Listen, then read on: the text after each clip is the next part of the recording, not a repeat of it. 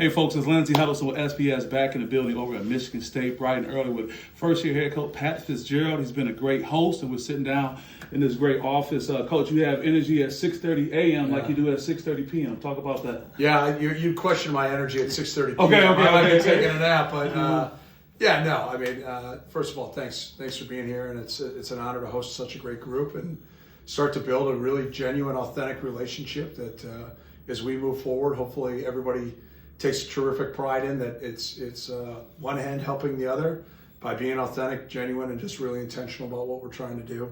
I'm honored to be here. I'm honored to be at Michigan State with Big Ten in my blood.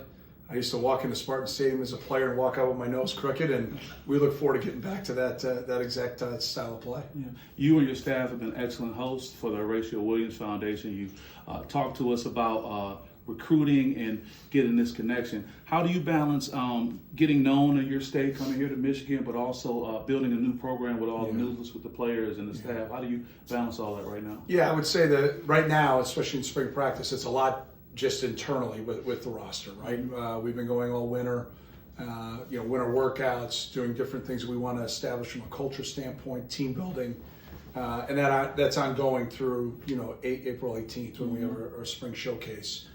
Then in May, our assistant coaches will get on the road. The NCAA rules prohibit me from being on the road, but our assistants will be on the road, and we'll start and end our recruiting in the state of Michigan and come into Detroit. And I've got 3 great coaches that's our primary recruiting area, and we're not going to do anything other than get into the community, get into the high schools, get into the grade schools, get into the youth football. It'll take a little time, but that's what I'm accustomed to building, and then opening our arms here in East Lansing, once those relationships are built, to say, come on home, come on and see us. And down the road, get it back to where the best players in the state of Michigan go to state. That's going to be the end goal, if it's the right fit for them.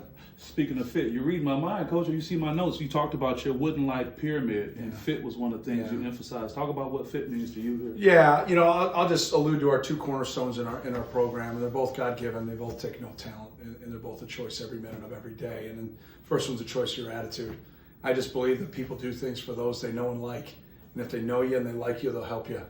Kind of sounds like the Horatio Foundation, right, buddy? Yes, sir. Yeah, you need a lot of people that you like, and you help the heck out of them, and look at how their lives move forward and just grow and blossom.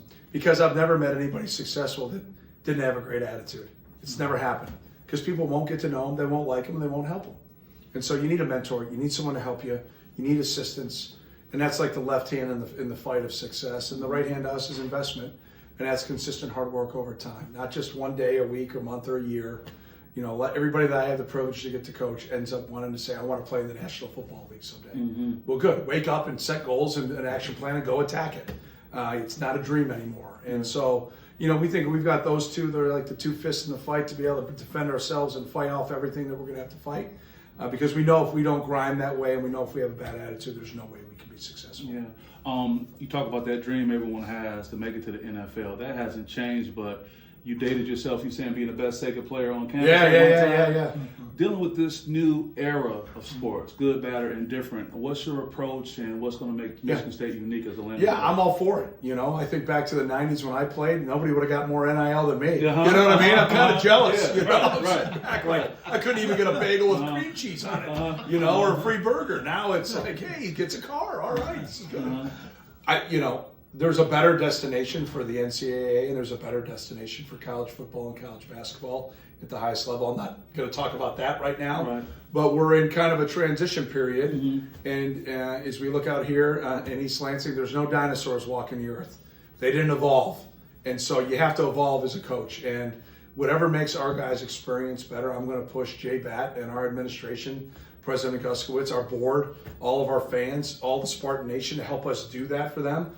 But too much is given, much is expected. And I expect our guys to act with great character, to be great community members, great campus community members, great, students here in the classroom and giving back in the community.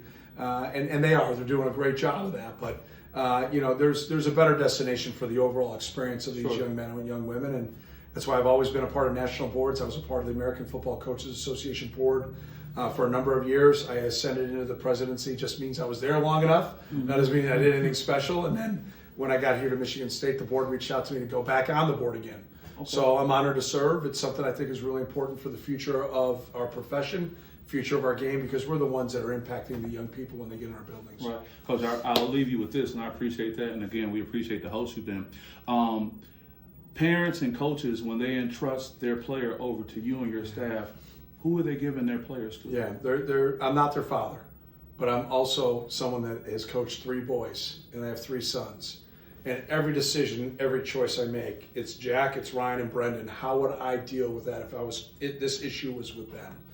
If it was academically or socially or athletically or life or into whatever it may be, what would I do as their dad? Well, that's what I'm going to do then for our players. Mm-hmm. I'm going to make the same decisions I would make if I was coaching them back home and they were my last name. And so sometimes it's a big hug because they need it. Sometimes it's a big hug or a dab or a high five because they made something special happen. And then sometimes it's a size 12. And that's the way the world works. And it's love, but it's tough love because life isn't easy. But you've got to have that authentic, intentional, real relationship built so the trust can be built so you can coach guys that way.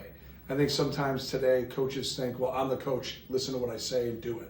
I just don't think that works. I think there has to be just such a strong, focused, disciplined approach to building those relationships. And then the guys will trust you, they'll believe in you, they'll know that what you're doing and how you're doing it as a coach is in their best interest to help them grow and develop as a man. Obviously, then the byproducts of that is as a student and as an athlete, and they're going to allow you to drive them to be the best they can be, and that's how we're going to coach them. I love that. Well, on behalf of Horatio Williams and Horatio Williams Fund, we appreciate you. Any final comments, anything we just need to know before we get on out of here? Go green. All right, that's it. Appreciate you, bro. Thanks, man. Thanks so Thank much. you. Great. Peace.